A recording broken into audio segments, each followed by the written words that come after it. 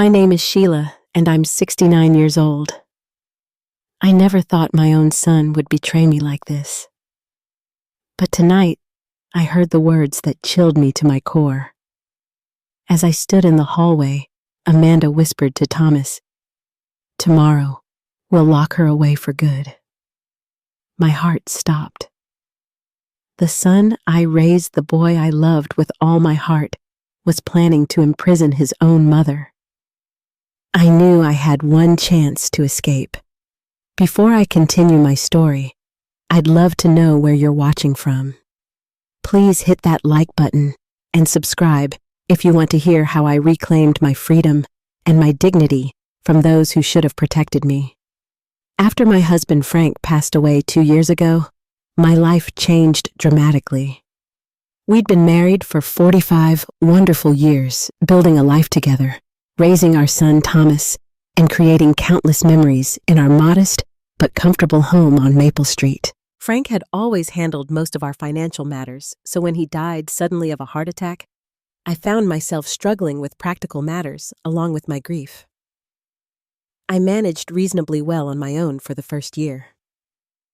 I had our savings, Frank's small pension, and my Social Security checks. The house was paid off, and I had a few good friends nearby who checked in regularly. My neighbor Dorothy would bring me groceries, and my friend Margaret would take me to my doctor appointments. I was coping, finding my way through widowhood one day at a time. Everything changed when I fell in the bathroom and broke my hip. The surgery went well, but the recovery was slow and difficult. I needed help with daily activities, and that's when Thomas and Amanda suggested I move in with them and their 2 teenage children, Caitlin and Jason.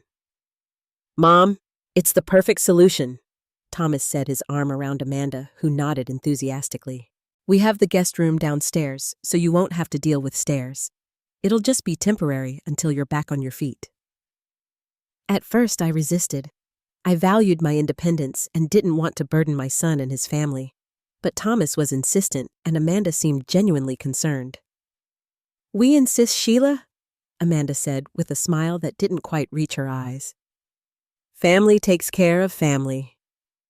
Looking back, I should have noticed how she emphasized family, as if to remind me I wasn't really hers. But at that moment, I felt only gratitude and relief. They suggested selling my house to simplify things and help cover any expenses related to my care. It made sense at the time. My house needed maintenance I could no longer handle, and the money would ensure I wasn't a financial burden on them. The first few weeks were pleasant enough. Amanda prepared special meals accommodating my dietary needs. Thomas installed grab bars in the bathroom and bought me a comfortable recliner for the living room. The grandchildren seemed happy to have me there, especially Jason, who would sit with me after school and tell me about his day. But gradually, things began to change. I noticed Amanda locking the medicine cabinet where my prescriptions were kept. When I asked about it, she smiled tightly and said, "Just keeping things organized, Sheila. You know how kids are, they get into everything." Thomas began working longer hours, coming home late and leaving early. Our conversations grew shorter, more perfunctory.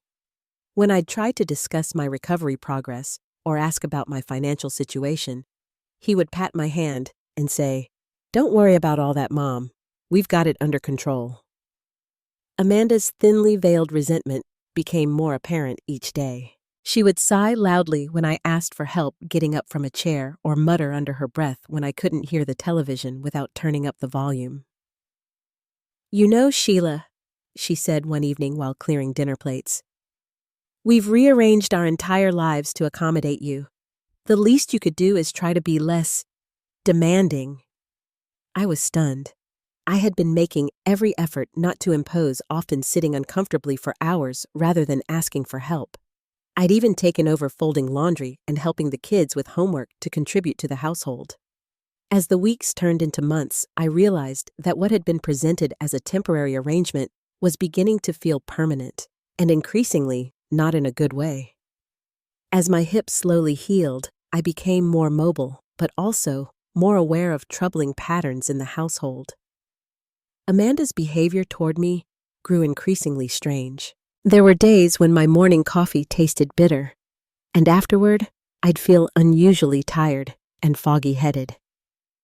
My medications sometimes looked different, the small white pill replaced by a slightly larger one, or the round blue tablet suddenly oval, but when I mentioned it, Amanda dismissed my concerns.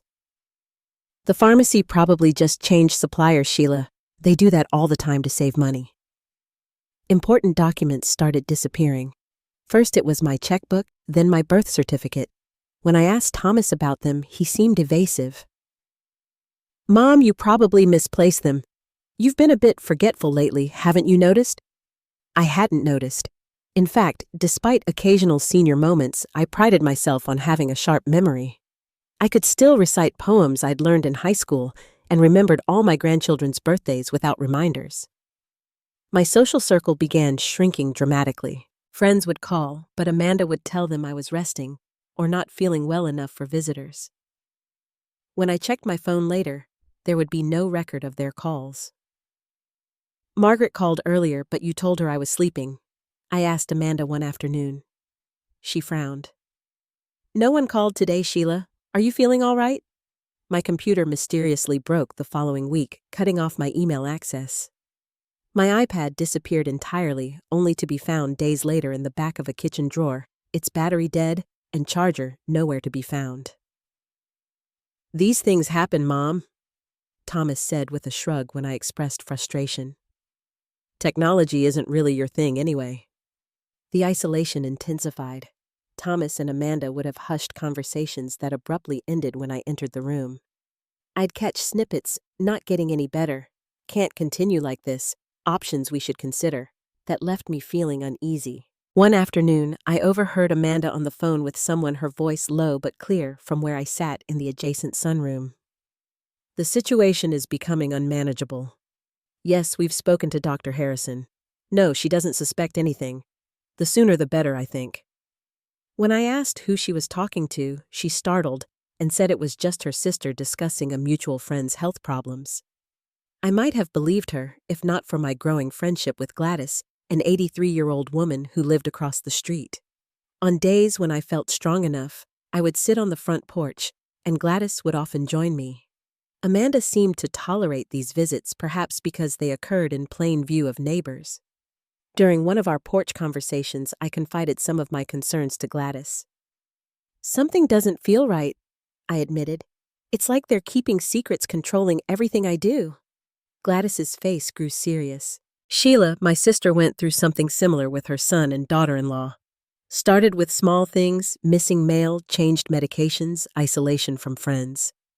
Turned out they were after her money, trying to make her seem incompetent so they could take control of her assets. But Thomas wouldn't do that, I protested, even as doubt crept into my mind. He's my son. I raised him to be better than that. Gladys patted my hand gently. I'm not saying that's what's happening, but keep your eyes open, dear. Not everyone grows up to be who their parents raised them to be. That conversation planted a seed that would soon grow into full-blown suspicion as more disturbing events unfolded. The first truly alarming discovery came when I found bank statements hidden in Thomas's home office. I hadn't been snooping, I was looking for a stapler, Amanda said was in the desk drawer. But there they were, statements from my accounts showing large withdrawals I had no memory of authorizing. $5,000 to business investment, $3,000 for property taxes, $20,000 transferred to an account number I didn't recognize. My stomach knotted as I flipped through page after page of transactions I'd never made. The next day, while Thomas and Amanda were at work and the kids at school, I searched more thoroughly. In the bottom drawer of their filing cabinet beneath folders of tax documents and insurance papers, I found medical records with my name on them, but the contents shocked me to my core. Patient exhibits signs of moderate cognitive decline, memory issues consistent with early-stage dementia, decision-making capacity increasingly questionable. The evaluations were from Dr. Harrison, a physician I'd seen only twice for routine checkups. Nothing during those appointments had indicated any concerns about my cognitive health. In fact, he had commented on how well I was doing given my recent hip surgery. Tucked behind these records were brochures for memory care facilities and specialized senior living communities, all featuring locked units and 24-hour supervision. One had been circled in red pen with notes in the margin, "Availability in June, ask about Medicaid coverage." My hands trembled as I continued my investigation. In Amanda's nightstand, I found a small notebook detailing a medication schedule with drugs I'd never been prescribed: lorazepam, risperidone, zolpidem. A quick internet search on their home computer revealed these were sedatives and antipsychotics commonly used to treat anxiety, psychotic disorders, and insomnia. None of which I had. The pieces were falling into place. The bitter taste in my morning coffee and evening tea, the increasing brain fog, the excessive sleep. They were drugging me. But why? The answer came when I discovered documents regarding the sale of my house. According to the papers, the proceeds, nearly $300,000, had been invested in Thomas Wilson Consulting LLC, my son's struggling business venture. Not a penny had been set aside for my care or future needs. Further searching revealed photos of a lakeside vacation cabin recently purchased in Thomas and Amanda's names. The mortgage application listed my house proceeds as the source of the substantial down payment. My Social Security checks, which should have been deposited into my account, were now going into a joint account I had no access to. When I tried to log in to view it online, I discovered the password had been changed. That evening, I confronted Thomas as he arrived home from work, showing him the bank statements. "What's going on with my money, Thomas? Why are there withdrawals I never approved?" His face darkened momentarily before smoothing into a concerned expression. "Mom, we've discussed this. You gave me power of attorney after your fall, remember? These are legitimate expenses for your care. $20,000. For what care exactly? Your medical bills, your medications, the renovations we made to accommodate you. Living here isn't free, Mom. We've had to make sacrifices too." "And what about the lakeside cabin? Was that a sacrifice?" His expression froze. "You've been going through our things. That's concerning behavior, Mom. Dr. Harrison warned us you might become paranoid." "I'm not paranoid, Thomas. I found the medication schedule too. You and Amanda have been drugging me." Thomas ran his hand through his hair, a gesture so familiar from his childhood that it momentarily broke my heart. Then he called out, "Amanda, can you come in here? Mom's having one of her episodes." Amanda appeared quickly, too quickly, as if she'd been listening just out of sight. "Sheila," she said, her voice dripping with artificial sweetness. "You're confused again. Let's get you some tea and your evening medication. You'll feel better after you rest." "I'm not confused," I insisted, my voice stronger than I felt. "And I won't be taking any more medication that you prepare. I want to see a different doctor alone, and I want access to my accounts." Thomas exchanged a glance with Amanda that sent chills down my spine. "That's not possible right now, Mom," he said softly. "You're not well. We're trying to help you, but you're making it very difficult." As Amanda guided me firmly toward my room, the control they exerted over every aspect of my life became painfully clear. I was a prisoner in my son's home, with my identity, finances, and freedom slipping away by the day.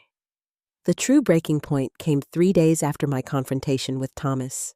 Amanda's parents, Harold and Diane, came over for dinner, an elaborate affair with Amanda's special pot roast and homemade apple pie. Throughout the evening, the conversation repeatedly turned to me, but never included me. "She had another difficult day," Amanda told her parents while serving the salad. "Accused us of stealing from her again." "Such a shame." Diane clicked her tongue sympathetically. "My aunt went through something similar before she passed. Became completely paranoid, didn't recognize any of us at the end."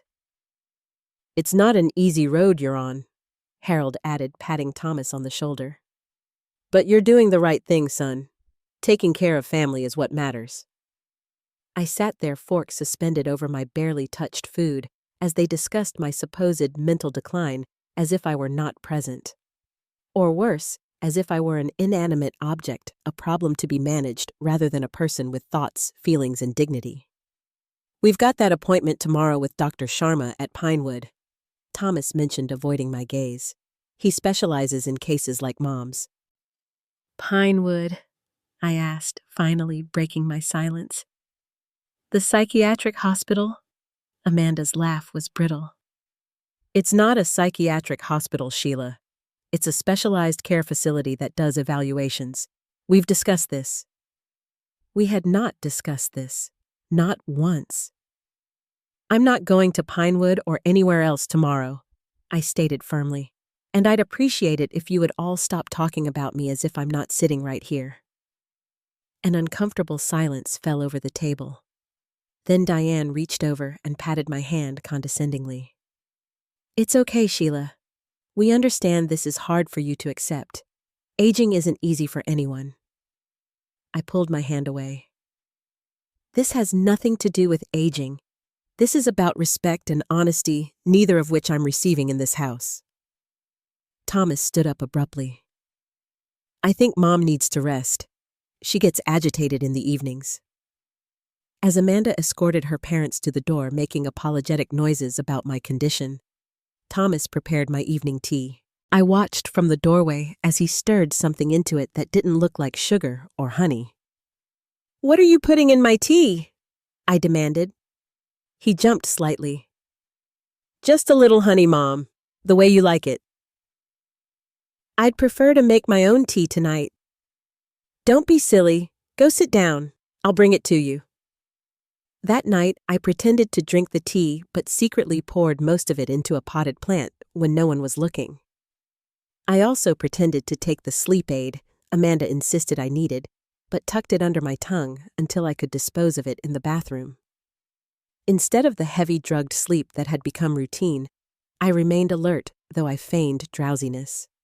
After everyone had gone to bed, I crept out to the kitchen for a glass of water, and overheard Thomas and Amanda talking in their bedroom, the door slightly ajar. I'm worried about tomorrow, Thomas was saying. What if she refuses to go? That's why Dr. Harrison prescribed the extra sedative, Amanda replied. We'll give it to her with breakfast. She won't be able to put up much resistance. I don't know. Drugging my own mother feels wrong. Amanda's voice hardened. We've been over this, Thomas. It's for her own good. She's not capable of making decisions anymore. The doctor confirmed it. But what if she's right? What if... Stop it, Amanda snapped. We've invested too much to back out now. Your business is finally taking off because of the cash injection from her house. We're almost done with the cabin renovations. Everything is falling into place. There was a pause before Amanda continued, her voice softer, but somehow more menacing. Tomorrow, we'll lock her away for good. Dr. Sharma owes me a favor from nursing school. He'll make sure she's declared incompetent. We'll get full guardianship access to her remaining assets, and she'll be safely tucked away where she can't cause any more problems. My blood ran cold. This wasn't about my well-being. It was about my money, my assets, and getting me out of the way permanently. In that moment, standing in the darkened hallway with my son's betrayal ringing in my ears, I knew I had to escape. Not tomorrow. Not after some more planning. Tonight. As I stood frozen in the hallway, Amanda's chilling words echoing in my mind, I heard movement inside their bedroom. Quickly, I retreated to my room, heart pounding so loudly I was certain they would hear it through the walls. I closed my door silently and leaned against it, trying to slow my breathing and organize my thoughts. Tomorrow, they planned to drug me heavily and take me to a facility where a doctor, Amanda's friend, would declare me incompetent. Once that happened, I would lose all control over my life, my finances, my future. I needed to leave immediately, but I had to be smart about it. Thomas and Amanda had been meticulous in isolating me and controlling my movements. I had no car, very little cash on hand, and most of my identification documents were missing. My cell phone was an old model they'd given me after my smartphone mysteriously broke, and it had only their numbers programmed into it. Moving as quietly as possible, I began gathering essential items.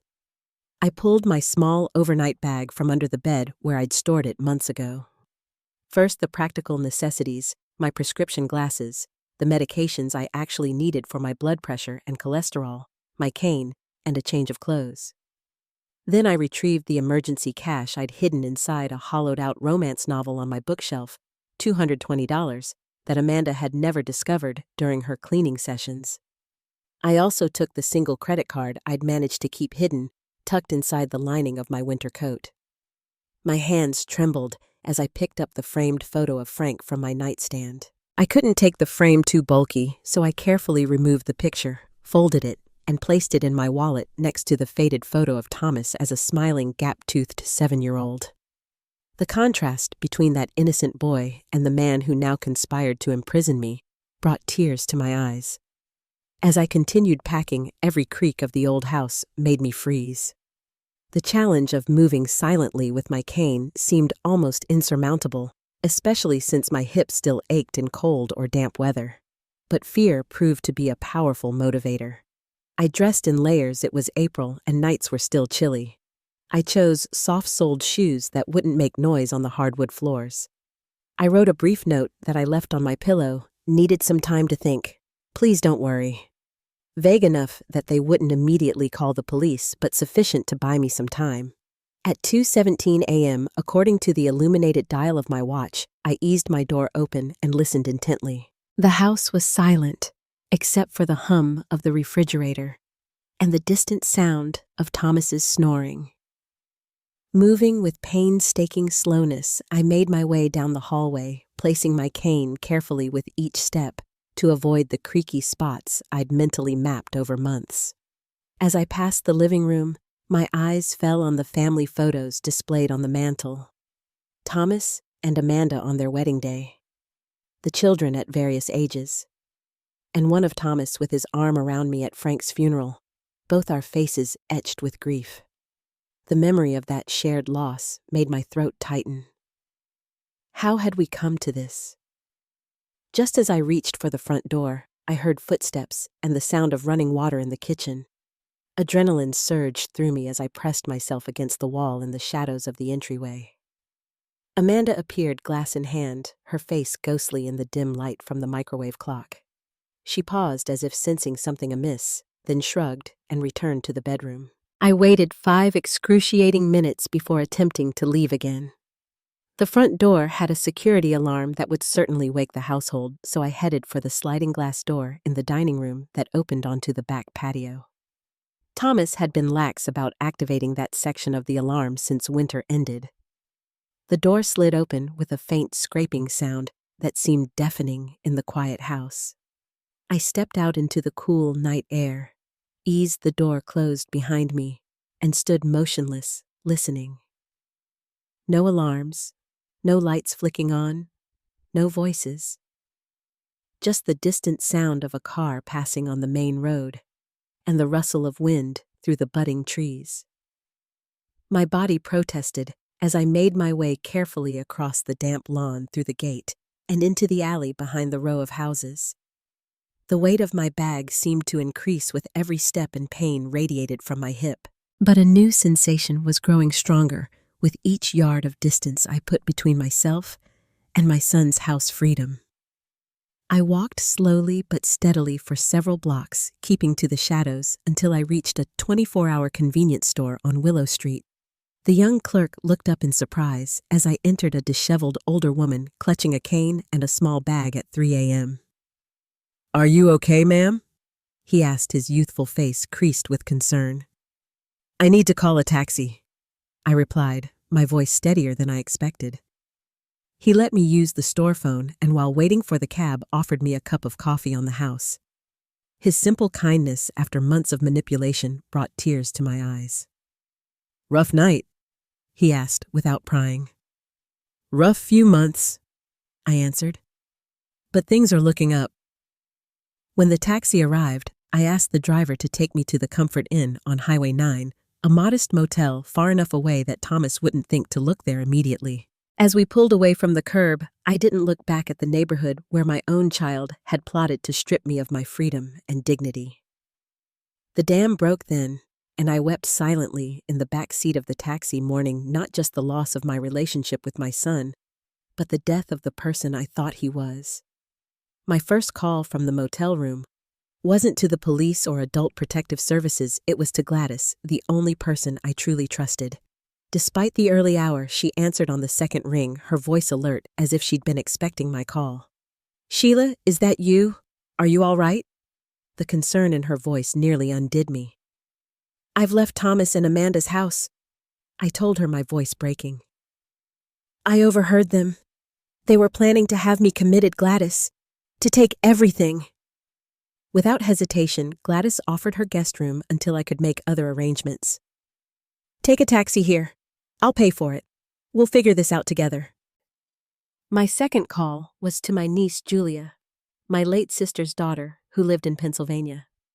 Though we hadn't been as close as I would have liked, partly due to geographical distance and partly due to Thomas's subtle discouragement of the relationship, Julia had always sent birthday cards and called on holidays.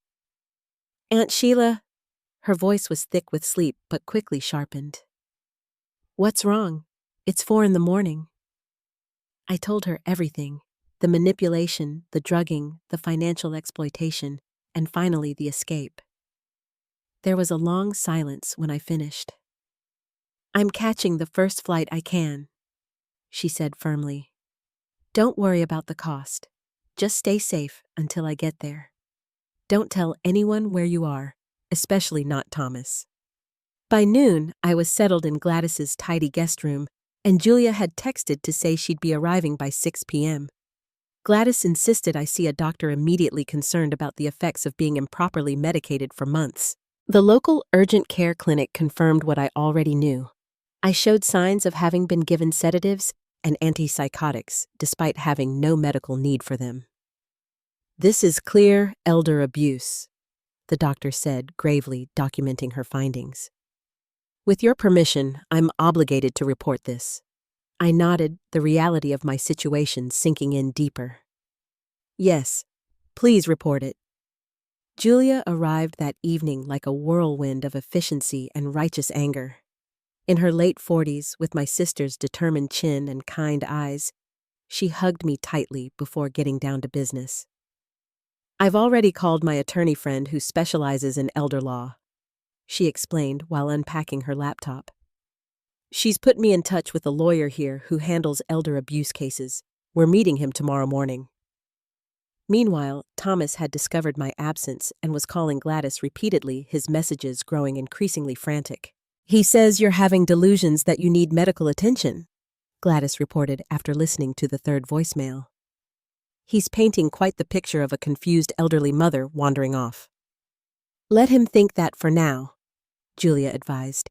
"It gives us time to build our case properly." The following days were a blur of appointments with the lawyer, with the police, to file reports with adult protective services and with financial institutions to try to halt the ongoing theft of my assets. The evidence we gathered was damning. Bank records showed Thomas had systematically drained my accounts, transferring nearly $437,000 in total, the proceeds from my house sale, plus most of my savings, into his business and personal accounts. The lawyer discovered that Thomas had indeed used a legitimate power of attorney I'd signed after my hip surgery, but had grossly exceeded its intended scope. More disturbing were the medical records we subpoenaed. Dr. Harrison's notes revealed that Thomas and Amanda had reported symptoms I never experienced, essentially fabricating a case for dementia. And the medications found in my system were prescribed based on these false reports. "They were building a paper trail," my lawyer explained grimly, "creating a documented history of cognitive decline to support their guardianship petition, which I've confirmed was already in progress." The most shocking revelation came when we discovered that Thomas and Amanda had already scheduled an appointment with an assisted living facility specializing in memory care, with a non-refundable deposit paid from my accounts. The facility featured a secure ward with locked doors and limited visitor access, exactly as Amanda had described somewhere to lock me away for good. Throughout this process, Thomas attempted various tactics. First concerned messages about my health, then angry accusations that I was being manipulated by Julia and Gladys, and finally threats of legal action if I didn't come to my senses and return home. When these approaches failed, he tried a new angle, calling Julia directly. "This is all Amanda's doing," he claimed, his voice breaking convincingly. "She pushed me into it. I was just trying to protect Mom's assets. Things got out of hand." Julia wasn't swayed. "Save it for your lawyer, Thomas. You're going to need a good one."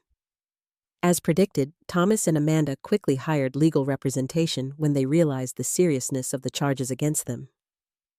Amanda's nursing license was suspended pending investigation, and Thomas's business clients began to distance themselves as news of the allegations spread.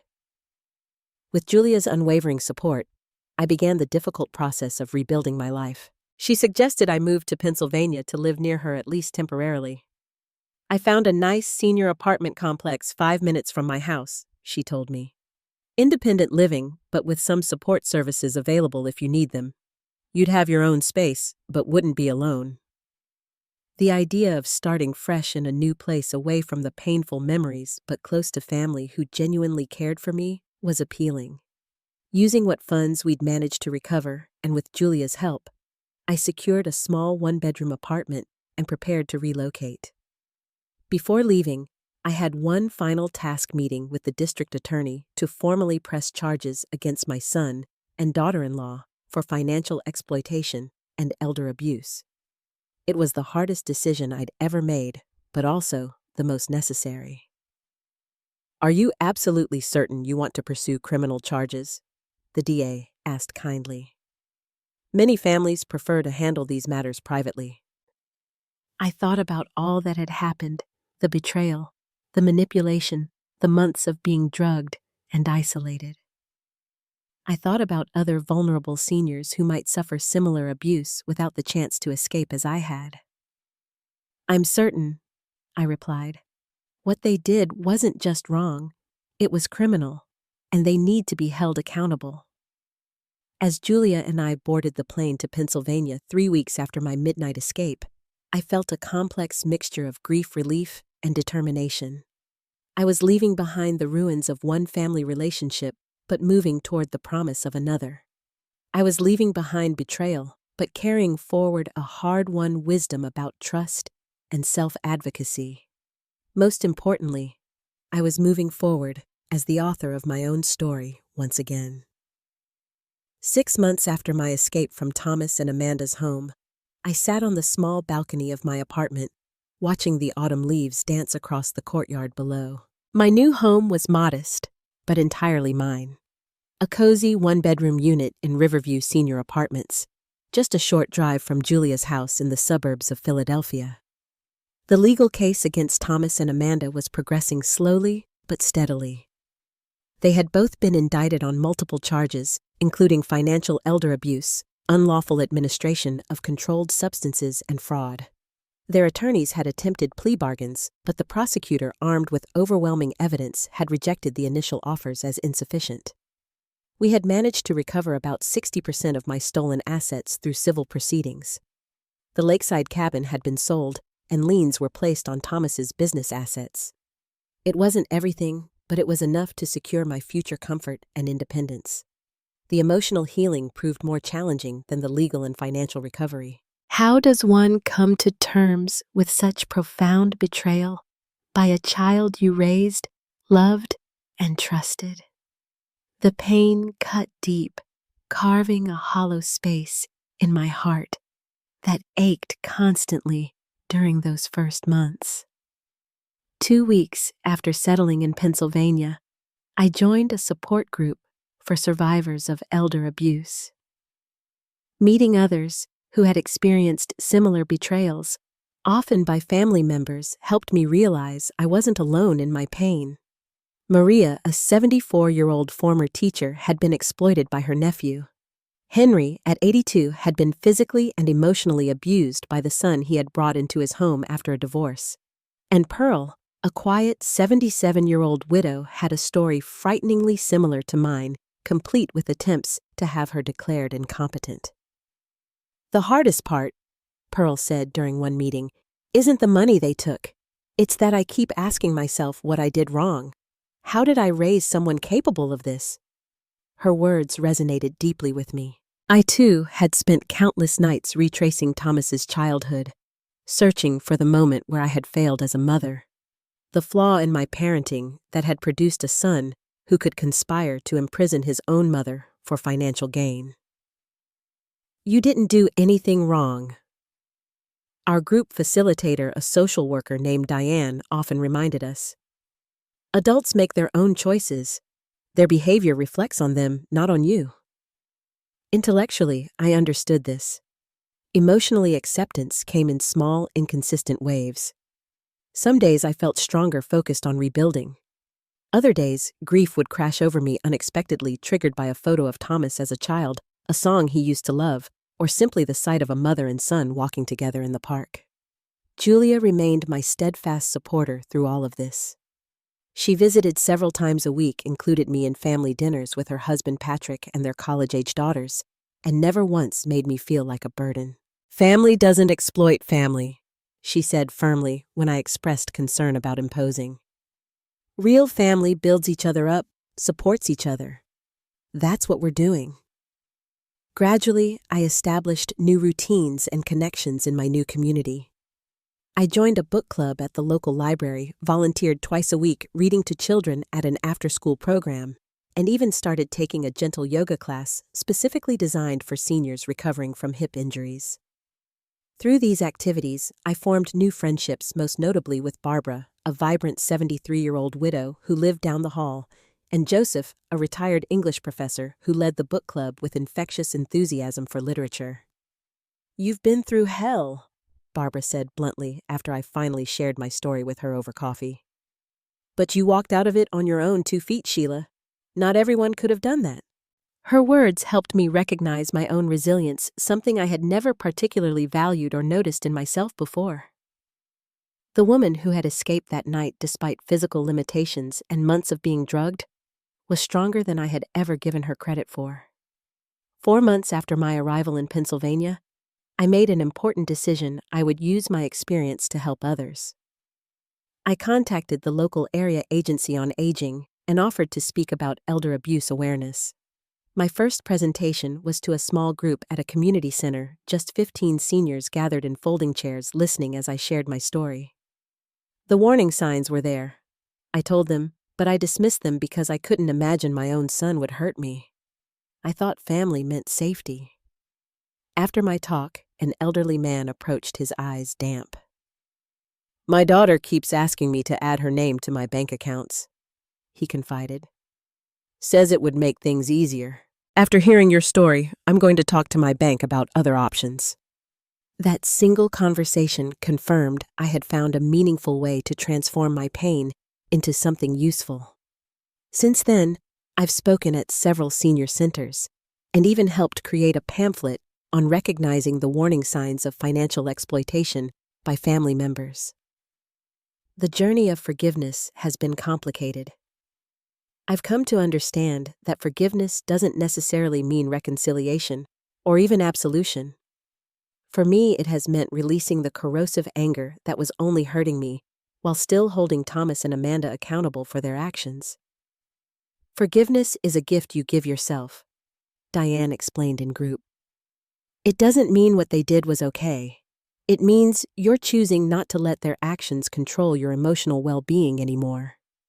I've forgiven myself for not seeing the signs sooner, for trusting too completely, for selling my home and giving up my independence. Those were decisions made with good intentions, based on incomplete information. I refuse to blame the victim myself for the calculated actions of those who exploited my trust.